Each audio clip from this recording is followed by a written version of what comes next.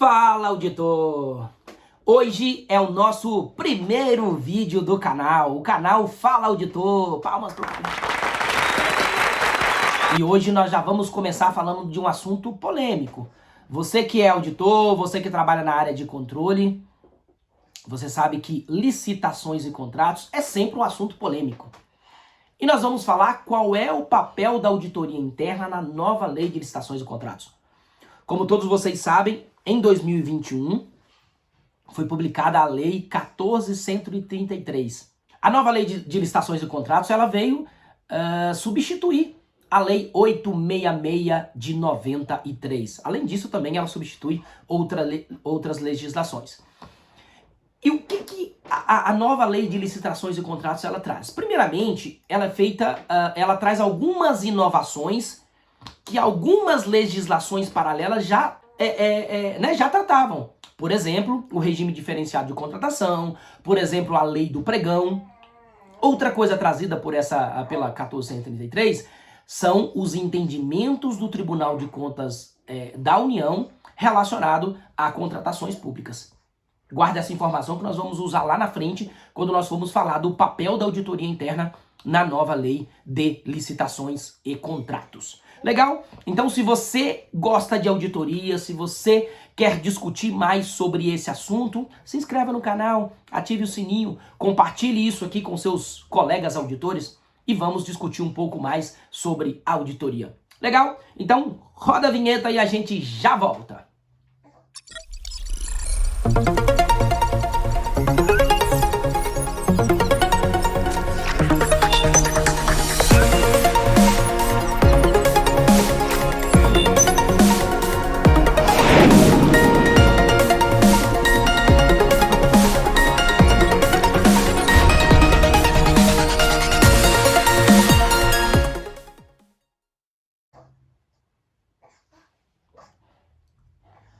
Linda, essa vinheta não tá muito grande, não? Quem foi que autorizou? Você. Fui eu? Então, como falado, né, qual é o papel da auditoria interna na nova lei de licitações e contratos? Olha só, a lei 14.133, ela fala bastante de controle interno e fala bastante de assessoria jurídica. Ela fala 9 vezes a palavra controle interno e 10 vezes a palavra assessoramento jurídico. E não fala nenhuma vez de auditoria. Então ela fala quase o mesmo tanto de controle interno como fala de assessoramento jurídico. Muitas vezes na legislação, essas duas unidades, essas duas atividades são tratadas juntas ali. Então, agora, o que nós vamos ver? Esse controle interno é sinônimo de auditoria? Não é sinônimo de auditoria? Legal? Isso que nós vamos discutir aqui, ok? Olha só, o artigo 8º da lei fala assim: a licitação será conduzida por agente de contratação, pessoa designada pela autoridade competente, entre servidores efetivos ou empregados públicos dos quadros permanentes da administração pública. E veja só, para tomar decisões, acompanhar o trâmite da licitação, dar impulso ao procedimento licitatório e executar quaisquer outras atividades necessárias ao bom andamento do certame até a homologação. Que atividades são essas aqui, meu povo? São atividades de execução, são atividades executivas do processo licitatório, são ações do dia a dia mesmo, do cotidiano da gestão, ou seja, eminentemente uma atividade de gestão. Legal, mas o parágrafo 3º desse mesmo artigo, ou seja, o parágrafo 3º do artigo 8º fala o seguinte: que as regras relativas à atuação do agente de contratação, daquele agente de contratação e da equipe de funcionamento ao apoio da comissão de contratação e a atuação de fiscais e gestores de contrato de que trata esta lei serão estabelecidas em regulamento. E deverá ser prevista a possibilidade de eles contarem com apoio dos órgãos de assessoramento jurídico e de controle interno para desempenho das funções essenciais à execução do disposto. Esse órgão de controle interno aqui, é a auditoria interna? é sinônimo de auditoria interna? Ou seja, a auditoria interna, ela pode participar da gestão, pode dar apoio ali durante a gestão? Antes da gente responder essa pergunta, vamos pensar pensar não, né? Vamos avaliar um pouco aqui o que é controle interno. Eu juro para vocês que, olha, tem muitos anos que a gente, né, debate aí o que é controle interno, o que é auditoria interna, né? Desde lá de, sei lá, 2013, 2012, a gente está com essa discussão. Eu jurava que a gente não ia precisar mais discutir isso, mas precisamos. Legal, mas vamos lá então para o COSO, né, que é lá um framework relacionado a controle interno. De acordo com o COSO, controle interno é um processo conduzido pelo Conselho de Administração, diretoria e por todo o pessoal da organização, projetado para fornecer segurança razoável quanto à realização de objetivos. Ou seja, meu povo, para o COSO, então, controle interno não é auditoria. Controle interno ele é conduzido por toda a administração. E ainda, segundo o COSO, controle interno é um processo projetado e implementado pelos gestores para mitigar riscos e alcançar objetivos. Ou seja, mais uma vez, o entendimento de que é uma prática dos gestores. Ainda, de acordo com o COSO, controle interno abrange as políticas, procedimentos e práticas estabelecidas pela administração para atingir os objetivos da organização. Ou seja, pessoal, para esse modelo, para o COSO, controle interno é uma atividade da gestão, é uma atividade de gestão. São os controles implementados visando garantir que o seu objetivo seja atingido. Ok? Legal. Isso o COSO. Tudo bem, mas e o Tribunal de Contas da União? O que o Tribunal de Contas da União fala sobre esse assunto, né? O que o Tribunal de Contas da União rege relacionado a controle interno? Deixa eu trazer para vocês aqui um acordo acordo 2831 de 2015, pessoal. 2831 de 2015. O que o TCU trouxe aqui, ó? Observar as diferenças conceituais entre controle interno a cargo do, controle interno a cargo dos gestores responsáveis pelo processo que recebem o controle, ou seja, nesse acórdão para o Tribunal de Contas da União, controle interno é um controle que fica a cargo dos gestores responsáveis pelos processos que recebem o controle. Ok? E auditoria interna, de forma a não atribuir atividade de cogestão à unidade de auditoria interna. O que ele está dizendo aqui? Que controle interno é uma atividade da gestão e que a auditoria não pode fazer atividade de gestão, não pode fazer cogestão. Acórdão 2831 de 2015. Depois aqui no outro acórdão, 2328 de 2015, no acórdão 2831 de 2015 ele também fala isso. Mas eu trouxe um outro aqui, 2328 de 2015. O que ele fala? Primeiro, no acima estava falando para observar essas diferenças conceituais entre controle interno e auditoria interna, e aí ele vem e fala, em decorrência da distinção conceitual, avalia a necessidade de segregar as atribuições e competência das atuais secretarias de controle interno, ou equivalentes, de forma que a mesma unidade organizacional não possua concomitantemente atribuições e competências relativas à atividade de controle interno e atividade de auditoria interna.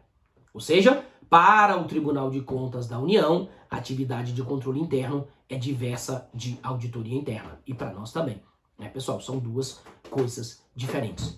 Aí você pode falar, mas Diocésio, olha só, você trouxe um acordo aí, meu filho, mas isso não é a jurisprudência do tribunal, não. Isso é a jurisprudência do tribunal. Eu trago para vocês aqui, por exemplo, 10 acórdãos do Tribunal de Contas da União que tem a mesma decisão. A mesma decisão. O acórdão 2831, 2743, 2747, 2748, 2749, 2750, 2622, 1679, 1520, 2328, todos eles de 2015, falando o quê?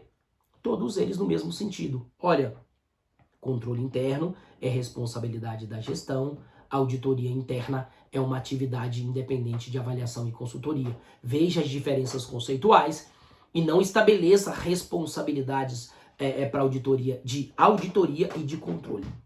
Tudo bem? Então, tá, mas tem outros acordos? Tem diversos outros acordos que vieram posteriores, mas eles citam esses anteriores. Legal? Então, o que eu estou querendo dizer com isso? Que para o Tribunal de Contas da União, controle interno é uma atividade típica da gestão, é desenvolvida pela gestão. O mesmo é válido para o COSO, né, que é o framework relacionado a controle interno. Tudo bem? Vamos lá. Legal. Agora, e a nova lei de licitações e contratos? A verdade é que a nova lei de licitações e contratos não deixou claro, né? Ela não deixou muito claro se quando ela falava de controle interno, ela estava pensando em auditoria interna ou não. Legal? E aquilo que eu digo, o que a lei não diz com clareza, eu não posso afirmar com certeza, mas nós podemos fazer uma avaliação. E avaliando a própria lei, avalie aqui comigo. Artigo 7º da Lei 14.133 de 2021. Caberá à autoridade máxima do órgão ou da entidade, ou a quem as normas de organização administrativa indicarem, promover gestão por competências e designar agentes públicos para o desempenho das funções essenciais de execução desta lei, que preenche os seguintes requisitos. Aí vem o parágrafo 1º. A autoridade referida no caput deste artigo, ou seja, a autoridade máxima do órgão, né, deverá observar o princípio da segregação de funções, vedada a designação do mesmo agente público para atuar simultaneamente em funções mais suscetíveis a riscos, de modo a reduzir a possibilidade de ocultação de erros e de ocorrência de fraudes na respectiva contratação. O que quer dizer esse parágrafo único aqui? Que a alta administração, que é a autoridade máxima do órgão, deverá implementar a segregação de função, de forma a não dar uma mesma atividade, duas atividades distintas que possa comprometer o processo. Ok? E aí o parágrafo 2º fala assim, o disposto no caput e no parágrafo 1º desse artigo, que eu acabei de ler, inclusive os requisitos estabelecidos, também se aplica aos órgãos de assessoramento jurídico e controle interno da administração. Ou seja, também para o controle interno é necessário você observar a segregação de função. E na auditoria e controle interno, você deve ter uma segregação de função aqui, de forma que os atos de gestão, os controles da gestão, não seja feita pela mesma autoridade que faz uma avaliação independente e objetiva, ou mesmo trabalhos de consultoria que a gente já vai fazer. Legal? Então a própria lei fala da necessidade dessa segregação de função. Tudo bem? Vamos lá. Tudo bem. Olha só, então pelos que nós vimos até aqui, o que acontece? O COSO, né, que é um padrão de controle interno, ele estabelece que o controle interno é a cargo da gestão, da administração. Legal? Toda a administração, você tem ali, a gente já vai ver, mas controle de primeira linha, controle de segunda linha e tudo mais. Ok? O Tribunal de Contas da União também tem o entendimento de que a atividade de controle é diversa da atividade de auditoria interna. Nós trouxemos também que a própria lei traz a necessidade da segregação de função. Ou seja, então se tem que segregar a função, é necessário segregar a função de auditoria da função controle interno. Tudo bem? Legal? E auditoria? Qual é a função da auditoria? Olha só, a definição de auditoria das IPPR vai dizer o seguinte, do IA, vai dizer o seguinte, que a auditoria interna é uma atividade independente e objetiva de avaliação e consultoria, criada para agregar valor e melhorar as operações de uma organização.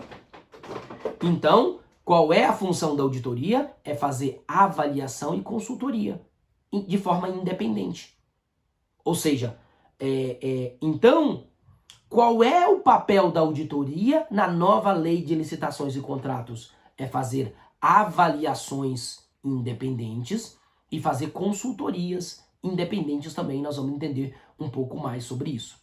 Legal? Agora, a palavra controle interno trazido pela legislação é sinônimo de auditoria? Não, não é sinônimo de auditoria. Se assim entendermos, vamos ter vários problemas, por exemplo, o problema da segregação de função, o problema de prejudicar a independência da unidade de auditoria interna. Então teremos vários problemas nesse sentido. Para a gente compreender um pouco melhor sobre isso, vamos olhar aqui o modelo das 3 linhas, né, que é um modelo preconizado pelo IA, que ele define qual é o papel de cada linha ali na gestão de riscos. E na gestão de riscos você tem a gestão de risco. Então você tem tanto o levantamento, quanto a avaliação, quanto o tratamento dos riscos. E no tratamento dos riscos você tem controles implementados para poder impedir que aquelas causas venham a acontecer, venham a ocorrer. Legal? Então o que acontece aqui? Para esse modelo de 3 linhas, então veja que em cima você tem o quê? O órgão de governança, o órgão responsável por direcionar a organização. E você tem a gestão. Na gestão você tem a primeira linha que é provisão de produtos, serviços aos clientes, gerenciamento de risco, que é quem oferece o produto final, que é quem, na verdade, implementa a gestão de riscos. Né? Então, a primeira linha, ela é quem efetivamente implementa a gestão de riscos, implementa os controles de primeira linha para poder mitigar esses riscos. Legal? Tem o papel de segunda linha. Esse papel de segunda linha é o quê? São aquelas unidades que têm algum papel de monitoramento, de supervisão, de fiscalização na primeira linha. Legal? De suporte, de orientação. Só que essa segunda linha, ela faz parte da gestão. Então, por exemplo, algumas unidades que a gente vê que está aqui na segunda linha. A setorial contábil, uma unidade de compliance, uma unidade de controle interno. Né? Então, se você tem ali uma unidade de controle interno mesmo, essa unidade de controle interno ela é segunda linha. Ela não é... Por quê? Porque aqui ela atua no caso concreto. Né? Ela pode atuar no caso concreto, ela faz parte da gestão.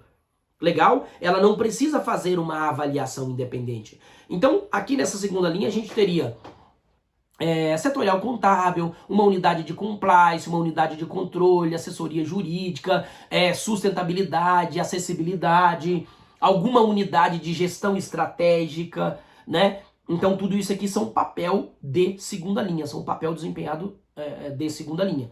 Ou seja, tanto a primeira quanto a segunda linha, ela faz parte da gestão. Legal. A unidade de controle interno trazida pela nova lei de licitações e contratos se assemelha muito a uma unidade de segunda linha. Né? Nos parece muito uma unidade de segunda linha e não uma unidade de terceira linha. Ok? Tudo bem? Vamos lá. Mas na legislação, na lei 14.133, você consegue ver tanto papéis de primeira linha, controles de primeira linha, quanto papéis de controle de segunda linha e também de terceira linha, eu vou chegar lá. Legal? E para esse modelo você tem o quê? A terceira linha, que é a auditoria interna. O que a auditoria interna faz? Avaliação independente. Ou seja, papel de terceira linha, avaliação e assessoria. Essa assessoria aqui, não confunda com assessoramento jurídico. É sinônimo de consultoria. Então é avaliação e consultoria independente e objetivos sobre questões relacionadas ao atingimento dos objetivos. Ok? Então entenda que a auditoria, ela é uma atividade independente. Ou seja, não é que ela é independente da organização, mas o que é independência? Independência é a auditoria ter a capacidade de decidir o que ela vai avaliar, como ela vai avaliar e como ela vai comunicar esses resultados. Então, independência tem muito a ver com estrutura de governança da unidade, da organização, mas principalmente a governança também da unidade de auditoria interna. Então, a terceira linha está a auditoria e aqui prestadores externos de avaliação. Poderia estar, por exemplo, o Tribunal de Contas, poderia estar, por exemplo, o Conselho Nacional de Justiça, poderia estar a CGU, né? Porque embora a CGU seja controle interno, né, ao órgão, seja controle interno do Poder Executivo, mas relacionada aos órgãos, ela acaba sendo externa, né? Ela é externa ao órgão, embora seja interna ao poder. Legal? O objetivo aqui, lógico, não é explicar o modelo de 3 linhas para vocês. Depois eu quero fazer um vídeo explicando o modelo de 3 linhas mesmo. Aí sim, eu vou me debruçar aqui, vamos estudar todas as nuances do modelo de 3 linhas do IA. Legal? Mas aqui para nossa discussão é primeira e segunda linha, gestão. Terceira linha é uma atividade independente, auditoria interna. Legal? Tudo bem? Daqui a pouco nós vamos discutir por quê. A nova lei também trouxe 3 linhas, né? Eles trouxeram 3 linhas, mas trouxeram o nome antigo, né? Que é 3 linhas de defesa. E a ideia não é defesa, porque você não apenas defende valor, você cria valor, né? Então, até para tirar isso, então não tem mais o nome defesa, mas a legislação trouxe isso. Nós vamos discutir um pouquinho sobre isso também. Legal? Tudo bem? Vamos lá. Já vindo aqui para o artigo 169 da nova Lei de Licitações e Contratos, ele trouxe ali uma espécie de 3 linhas de defesa, né? E aí o 69 fala assim, ó: as contratações públicas deverão submeter-se a práticas contínuas e permanentes de gestão de riscos e de controle preventivo, inclusive mediante a adoção de recursos de tecnologia da informação, e além de estar subordinada ao controle social, sujeitar-se-ão às seguintes linhas de defesa. Olha só. Primeira linha de defesa, integrada por servidores e empregados públicos, agentes de licitação e autoridades que atuam na estrutura de governança do órgão ou entidade. Aqui, meu povo, uma primeira consideração, né? Uma primeira inadequação na minha avaliação. Olha só, a estrutura de governança está na primeira linha. Mas como nós vimos no modelo anterior, a estrutura de governança é quem dá o direcionamento. Ela está fora dessas 3 linhas. Então, se ela está na primeira linha, aí eu pergunto, ela não está na segunda? E ela não está na terceira linha? Então, não acho muito adequado que a estrutura de governança esteja ali na primeira linha. Quanto aos demais, acho legal, né? Integrado por servidores, empregados públicos, agente de licitação, isso tudo bem. Agora, relacionado à estrutura de governança, não acho tão adequado assim. Segunda linha de defesa, olha só, integrada pelas unidades de assessoramento jurídico e de controle interno do próprio órgão ou entidade. Controle interno do próprio órgão ou entidade. Podemos entender esse controle interno como auditoria interna? Não podemos entender. Entendemos que esse controle interno é um controle interno similar a assessoramento jurídico, ou seja, que faz papel de segunda linha, então uma unidade de segunda linha. Legal? Então, é uma unidade de controle de segunda linha e não a auditoria interna, porque se tivermos esse entendimento, vamos comprometer bastante a nossa independência, né? Todo o desenvolvimento que a auditoria interna teve até hoje. Terceira linha de defesa. A terceira linha de defesa é integrada pelo... Olha essa. Terceira linha de defesa, integrada pelo órgão central de controle interno da administração e pelo Tribunal de Contas. Essa terceira linha aqui é uma que nós temos também que... Vamos lá. Primeiro, o Tribunal de Contas. O ideal é que o Tribunal de Contas fique fora, porque nós estamos falando das linhas do órgão, né, do linho daquela entidade. E o Tribunal de Contas, né, os órgãos fiscalizadores externos, eles deveriam estar ao lado, né? Uma espécie de quarta linha, se é que existe uma quarta linha. Legal, mas tudo bem, a lei trouxe que o Tribunal de Contas da União também faz parte. Tribunal de Contas da União não, Tribunal de Contas, que pode ser da União, do Estado. Legal? O Tribunal de Contas faz parte dessa terceira linha. Agora outra coisa. Integrada pelo órgão central de controle interno da administração. Meu povo, que pipoca é essa? Que órgão central de controle interno da administração é esse? Legal, vamos ver aqui um. Olha só. Relacionado ao Poder Executivo, isso está relativamente bem estabelecido. Legal? A Lei 10.180 de 2001, ela estabeleceu o sistema de controle interno do Poder Executivo. E aí ele estabeleceu, por exemplo, que o órgão central de controle interno do Poder Executivo é quem? A SFC, a Secretaria Federal de Controle. Então a Secretaria Federal de Controle, ela é o órgão central do sistema, assim como trouxe que as CISETs, né? A CISET lá da Presidência da República, do Ministério das Relações Exteriores, do Ministério da Defesa e da Advocacia Geral da União e a Auditoria Interna do Banco Central do Brasil são órgãos setoriais, ou seja, também são terceira linha, mas como órgãos setoriais. Trouxe também o Centro de Controle Interno dos Comandos Militares como unidades setoriais. E a Unidade de Auditoria Interna dos órgãos e entidades, né, a Lei 10.180 de 2001, trouxe como órgão auxiliares. Mas o que quer dizer isso aqui, pessoal? Quer dizer que todos esses órgãos aqui, eles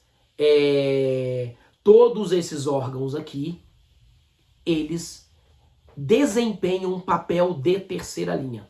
Seja como órgão setorial, seja como órgão auxiliar, seja como unidade setorial, como órgão setorial ou como órgão auxiliar, eles desempenham um papel de terceira linha, o papel de auditoria interna. Ok? Então, pegando da CGU, se nós fôssemos, né, interpretar aqui, né, quem são o órgão central de controle interno da administração?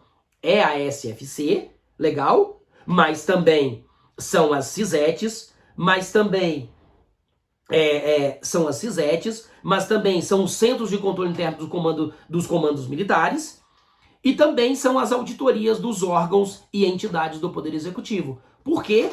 Porque elas fazem parte, elas foram definidas na legislação como fazendo parte desse sistema, fazendo parte dessa terceira linha. Legal? Tudo bem? Então, todos esses órgãos aqui, na minha visão, né, porque aqui, como a gente está falando, de novo, o que a lei não fala com clareza, eu não posso afirmar com certeza, mas nós podemos fazer uma interpretação, legal? E essa é minha interpretação, que no caso da CGU, né, tanto a SFC, quanto as CISETs, quanto os Centros de Controle do Comando Militares, quanto as unidades de auditoria de órgãos e entidades do Poder Executivo, deve desempenhar o papel de terceira linha. Ele está relacionado ali com o órgão central de controle interno da administração. Tudo bem? Legal. E no caso dos demais poderes? Vamos lá, meu povo. Olha só, o Poder Executivo estabeleceu por meio da Lei, né, 10.180 de 2001, né, e depois também a IN1 veio falar sobre isso e tudo mais, né, estabeleceu ali o sistema de controle interno do Poder Executivo. Legal? Bacana. E no Poder Judiciário? No Poder Judiciário é um pouco diferente. É igual, mas é diferente. Por quê? A Resolução 308 do Conselho Nacional de Justiça, o que ela fez? Ela criou o sistema de auditoria interna do Poder Judiciário. Então, ali está criado o sistema de auditoria do Poder Judiciário. E veja que é o sistema de auditoria, não é um sistema de controle interno. Então, os órgãos que ali estão, as unidades que ali estão, eles fazem parte da terceira linha. Eles fazem parte das auditorias que devem desempenhar o papel de avaliação e consultoria de forma independente. Legal? Então, olha só. O artigo 10º da Resolução 308 de 2020 do CNJ estabelece o seguinte: integram o sistema de auditoria do Poder Judiciário, integram o sistema de auditoria do Poder Judiciário o CNJ como órgão central. Ou seja, o CNJ, ele é o órgão central do sistema de auditoria interna do Poder Judiciário. Aí depois, ele vai falar que, operacionalmente, quem vai operacionar isso é a auditoria interna do CNJ. Então, a auditoria interna do CNJ é o braço operacional do CNJ, quem faz essa operacionalização. Na minha interpretação, é como se fosse a SFC. A SFC também é o órgão que operacionaliza, o órgão que representa, digamos assim, a CGU no sistema de controle interno do Poder Executivo Federal. Legal? Então, o CNJ é o órgão central do sistema. Tudo bem? Depois, ele trouxe alguns órgãos setoriais. Quem são os órgãos setoriais? São os tribunais superiores, menos o STF, né? Porque o STF, como ele é, digamos, supremo, digamos assim, ele tá fora, né? Então ele não faz parte aqui. Mas aqui você tem, primeiro, né? Primeiro aqui os conselhos. O Conselho da Justiça Federal, o CSJT, né? Que é da Justiça do Trabalho. Depois você tem o TST, você tem o TSE, o STM e o STJ. Esses são órgãos setoriais. Legal? São órgãos setoriais. Tudo bem? Depois, ele trouxe algumas unidades, como unidades regionais. Então, olha, vamos lá. Só para ficar claro, o CNJ, ele é o órgão central do sistema. Ok? Os tribunais superiores são órgãos setoriais. Também é órgão setorial o CSJT e também é órgão setorial o CJF, que é o Conselho da Justiça Federal. Legal? E aí depois ele trouxe o seguinte: os tribunais regionais, os TREs, por exemplo, são unidades regionais da Justiça Eleitoral, do TSE. Legal? Da Justiça Eleitoral. Tudo bem? Então, os TREs são unidades regionais do TSE. Ok? Os TRFs são unidades regionais do CJF. E os TRTs são unidades regionais do CSJT. Ou seja, então todos fazendo parte. Então veja que até agora nós temos o CNJ como órgão central, temos os tribunais superiores, mais o CSJT e o CJF como órgão setorial, e aí nós temos algumas unidades setoriais. Unidade setorial do TSE, os TREs, né? A Justiça Eleitoral toda. Legal. Unidade setorial do CSJT, os TRTs, a Justiça Trabalhista.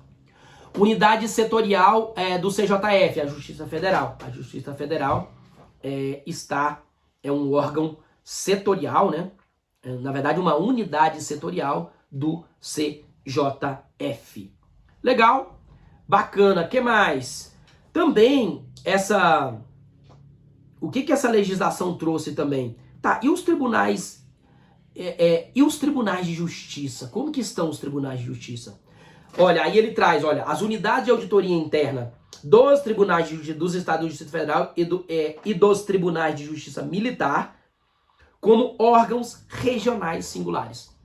Então veja que nós temos os tribunais de justiça do DF e da justiça militar como órgãos regionais singulares. Então, todas as auditorias do Poder Judiciário fazem parte desse sistema de auditoria. Tudo bem?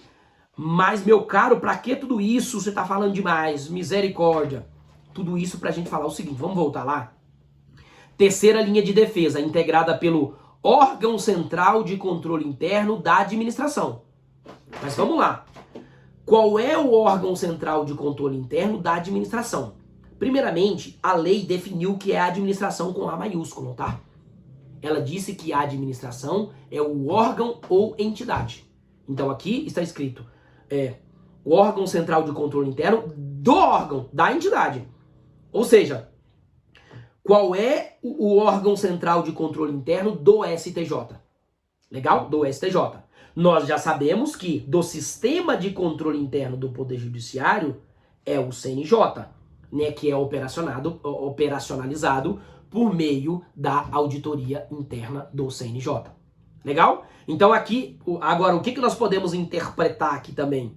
Que esse órgão central de controle interno da administração, mas, por exemplo, no caso do STJ, o STJ, ele é um órgão setorial do sistema de auditoria interna do Poder Judiciário. Então eu entendo que ele está incluído aqui nessa terceira linha, né?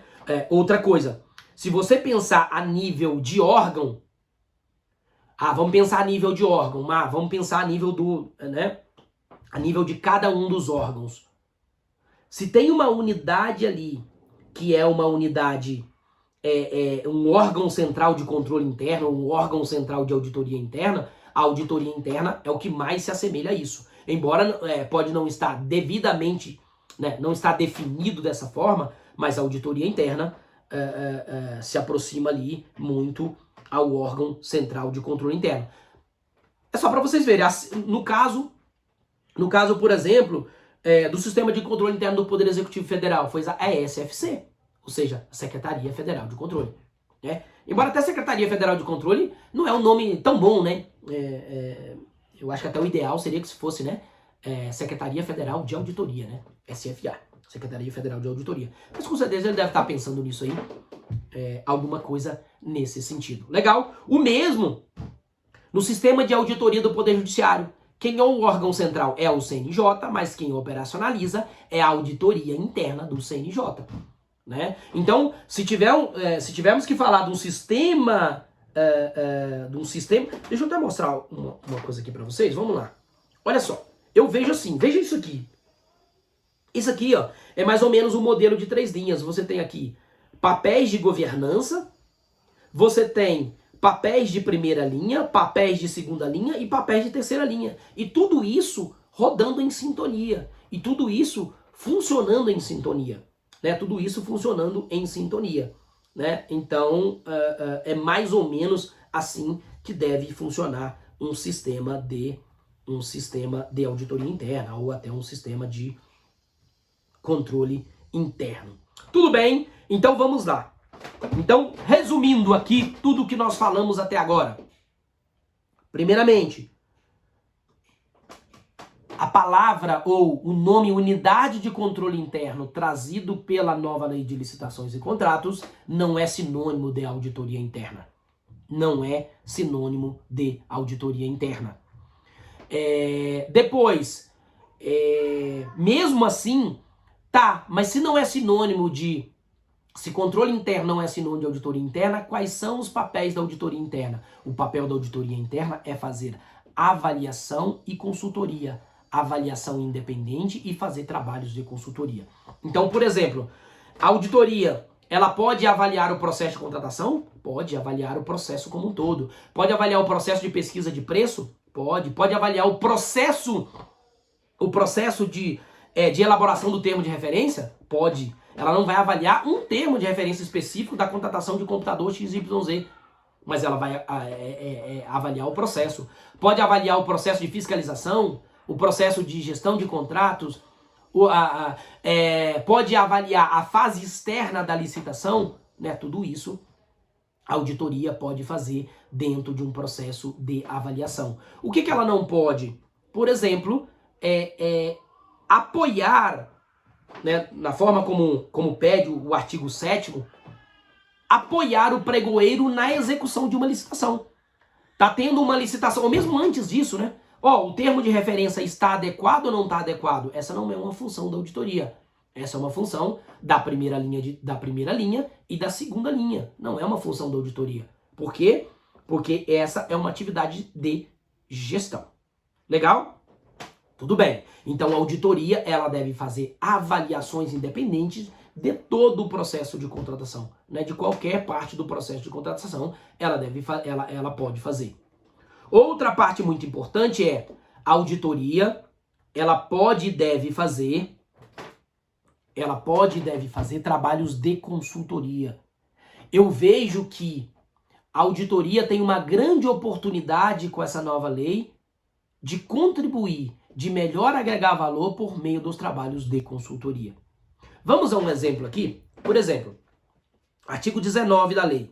Os órgãos da administração com competências regulamentares relativas à atividade de administração de materiais, de obras, de serviços e de licitações de contrato deverão instituir, com auxílios dos órgãos de controle, com auxílio dos órgãos de assessoramento jurídico e de controle interno, modelos de minuta de editagem, de termo de referência, de contratos padronizados e de outros documentos.